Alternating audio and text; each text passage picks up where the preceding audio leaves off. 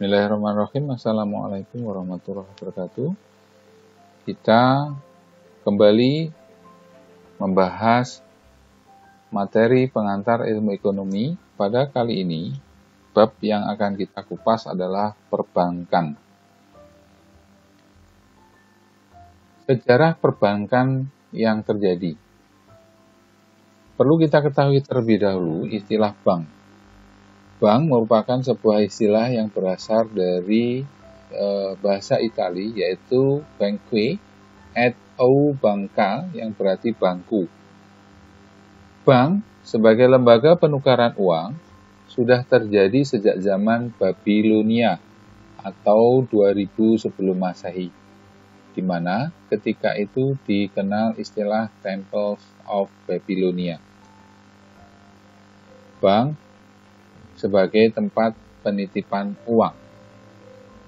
Bank sebagai tempat peminjaman uang. Dan bank sebagai perantara keuangan. Bank-bank sudah mulai dikenal di benua Eropa, seperti contohnya adalah Bank Venesia yang berdiri pada tahun 1171. Kemudian pada tahun 1320 berdiri Bank of Genoa dan Bank of Barcelona di Spanyol. Perbankan yang terjadi di Indonesia. Pertama, NV Nederland-Indische Spaar en Deposito Bank, atau yang saat ini lebih dikenal sebagai Bank OCBC NISP, didirikan pada 4 April tahun 41 dengan kantor pusat di Bandung. Kemudian Bank Negara Indonesia yang didirikan pada tanggal 5 Juli tahun 46 yang sekarang dikenal dengan BNI 46. Bank Rakyat Indonesia yang didirikan tanggal 22 Februari tahun 46. Bank ini berasal dari The Algemene Volkskrediet Bank atau Sokmin Ginkgo. Bank Surakarta Maskapai Adil Makmur atau MAI tahun 45 berdiri di Solo. Kemudian Bank Indonesia di Palembang pada tahun 46. Bank Dagang Nasional Indonesia lahir pada tahun 46 di Medan. Kemudian Indonesian Banking Corporation berdiri pada tahun 47 di Yogyakarta. Kemudian menjadi Bank Amerta. NV Bank Sulawesi di Manado berdiri pada tahun 46. Kemudian Bank Dagang Indonesia NV di Samarinda tahun 50, kemudian merger dengan Bank Pasifik. Bank Timur NV di Semarang berganti nama menjadi Bank Gemari, kemudian merger dengan Bank Sentral Asia pada tahun 49. Bank sebagai terminal uang. Hingga 2 dekade yang lalu, masyarakat akan datang ke bank untuk menabungkan uang yang tidak terpakai. Atau dengan kata lain, bank menjadi terminal akhir uang mereka. Namun saat ini, setiap bulan para pegawai perusahaan atau karyawan perusahaan akan menempatkan seluruh gajinya di bank karena memang perusahaan tempat mereka bekerja akan membayarkan gaji dengan melakukan transfer secara utuh langsung ke rekening karyawan di bank-bank tersebut.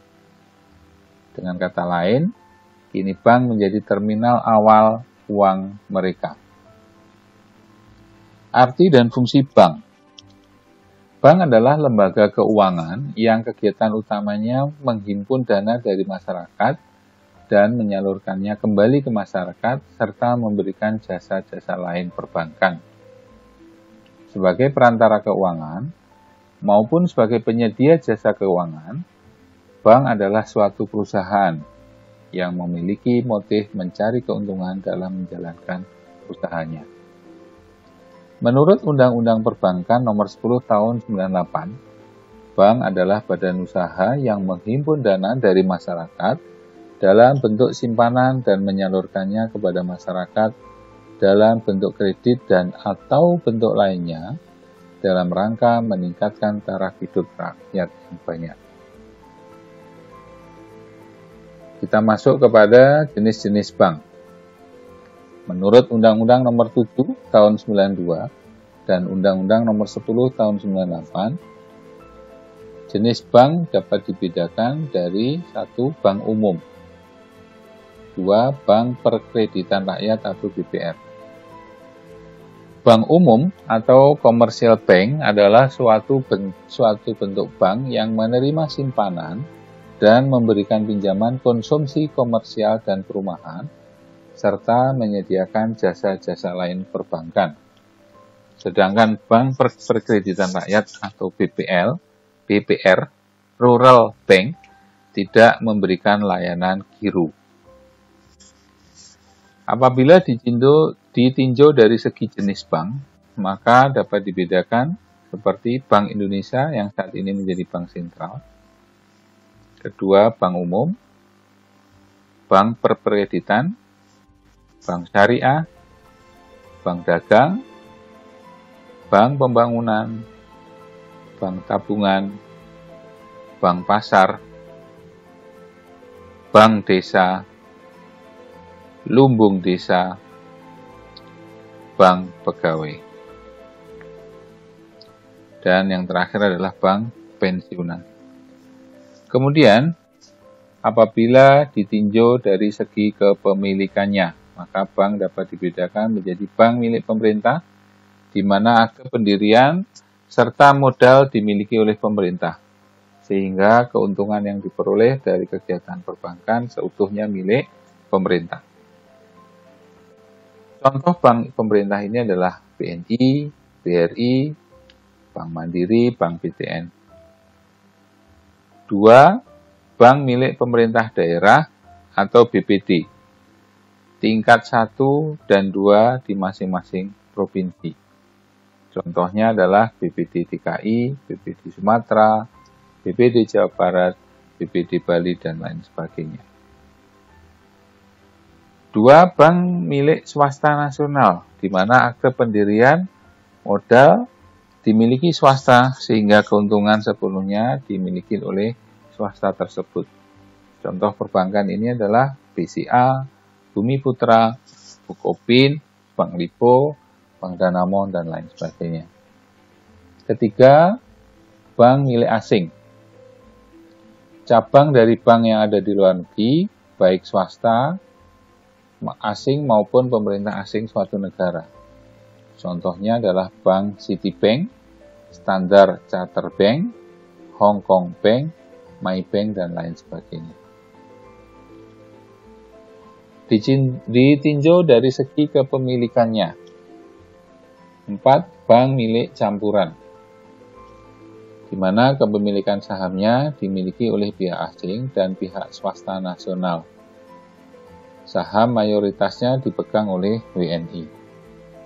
Contoh Sumitomo Niaga Bank, Mitsubishi Buana Bank, Inc. Bank, Inter Pacific Bank, dan lain-lain.